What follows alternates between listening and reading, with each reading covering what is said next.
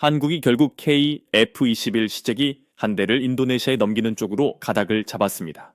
더 놀라운 건 그냥 주는 것이 아니라 분담금 문제와 기술 이전 범위를 한 번에 정리하는 카드로 이 기체가 쓰였다는 점입니다. 한국과 인도네시아는 지난 2월 양국 간 분담금 6천억 원을 넘지 않는 범위 안에서 KF-21 공동개발 사업의 가치 이전 방안에 합의하는 것으로 알려졌습니다. 이 안에는 KF-21 시제 5호기 양도 비용 3,500억 원, 인도네시아 측 연구, 인력, 인건비와 기술 이전 비용 1,740억 원 등이 포함됐습니다. 인도네시아는 전체 분담금 약 6천억 원 가운데 이미 5,360억 원 상당을 낸 상태로 전해졌고 올해 6월까지 남은 640억 원을 모두 납부하면 KF-21 시제기 한 대를 넘겨받게 되는 구조입니다. 원래 구도는 전혀 달랐습니다.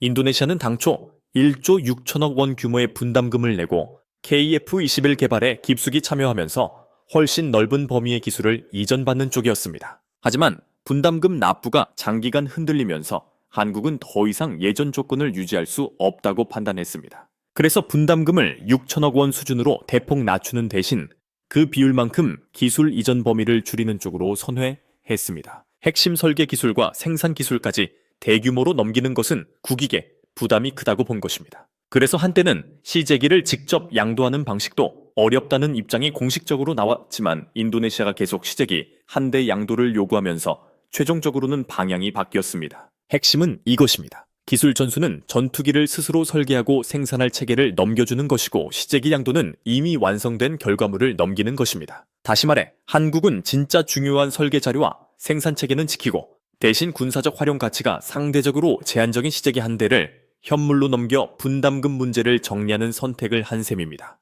인도네시아 입장에서도 정치적 명분은 생깁니다. 분담금을 줄였지만 결국 KF-21 시제기를 받아냈고 일정 수준의 기술 이전도 확보했다는 설명이 가능해지기 때문입니다. 반대로 한국은 1조 원대 부담을 깎아주고도 핵심 기술 자료와 소스 코드까지 내주는 최악의 상황은 피했다는 평가를 받을 수 있습니다. 물론 다른 나라들은 개발 중인 전투기의 시제기를 쉽게 넘기지 않습니다. 기술 보안과 안전 문제가 워낙 크기 때문입니다. 한국 역시 이런 위험을 잘 알고 있기 때문에 이번 시제기 인도 과정에서 최소 3가지 방어막을 준비한 것으로 전해집니다. 첫째, 핵심 전자장비 박스에는 물리적 봉인을 적용합니다. 둘째, 내부 소프트웨어는 암호화된 형식으로 통제됩니다. 셋째 시제, 5호기에는 한국 공군이 실제 운용할 최고급 국산 핵심 장비 대신 수출 승인 범위 안에서 성능을 낮춘 장비를 탑재해 전달하는 방안이 거론됩니다.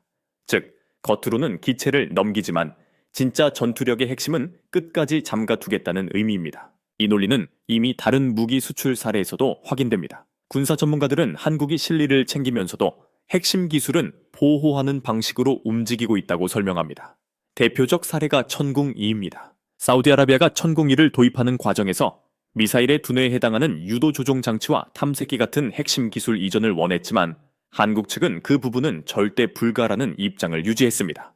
결국 사우디는 핵심 기술 이전 없이도 3조 원대 규모 계약을 체결했습니다. 이런 전례를 놓고 보면 KF-21 역시 시제기 한 대를 넘기더라도 진짜 중요한 기술은 봉인하는 방식으로 실익과 보안을 동시에 챙기려 한다는 해석이 자연스럽게 나옵니다. 더 흥미로운 건 한국이 이제 인도네시아 이후의 판까지 보고 있다는 점입니다. 인도네시아는 한때 자국에서 KF-21을 생산해 동남아 시장까지 노리겠다고 큰 소리를 쳤지만 지금은 자국 도입 물량조차 48대에서 16대로 줄이는 방안을 추진하는 수준으로 후퇴했습니다.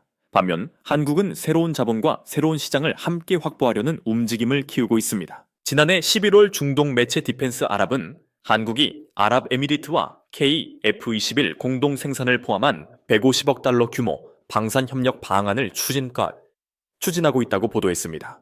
원화로는 약 22조 원 규모에 해당하는 거대한 판입니다. 여기서 한국은 단순 수출이 아니라 공동 개발과 공동 생산까지 염두에 둔 전략을 펼치고 있다는 분석이 나옵니다. 왜 중동이 KF-21에 관심을 보이느냐도 중요합니다.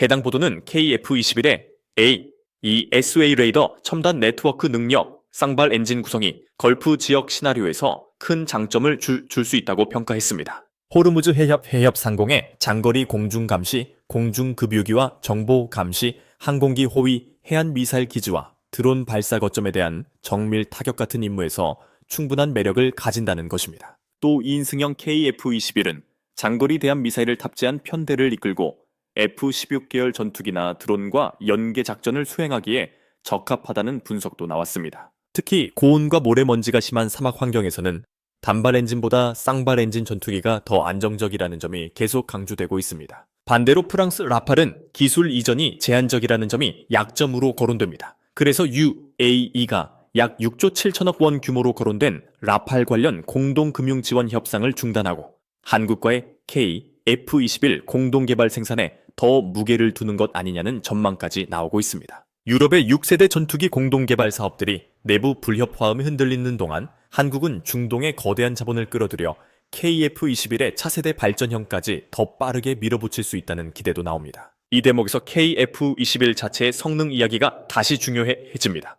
해외 군사 관계자들이 서울공항에서 KF-21 비행을 보고 강한 인상을 받았다는 이야기는 괜히 나오는 게 아닙니다. 공개 비행에서 드러난 고기동 성능, 급상승 급선회, 빠른 자세 전환은 분명히 시장을 흔들 수 있는 요소입니다. 일부 전문가들은 상승각이 70도에 육박하는 듯한 인상을 주었다고 평가했고, 이런 기동성은 포스트 스톨 기동 가능성에 대한 기대까지 키웠습니다. 포스트 스톨 기동은 실속 직전이나 실속 이후의 비행 영역에서 기체 자세를 적극적으로 제어하는 고난도 영역입니다. 여기에 필요한 것은 높은 추력, 우수한 기체 내구도, 정교한 비행 제어 시스템입니다.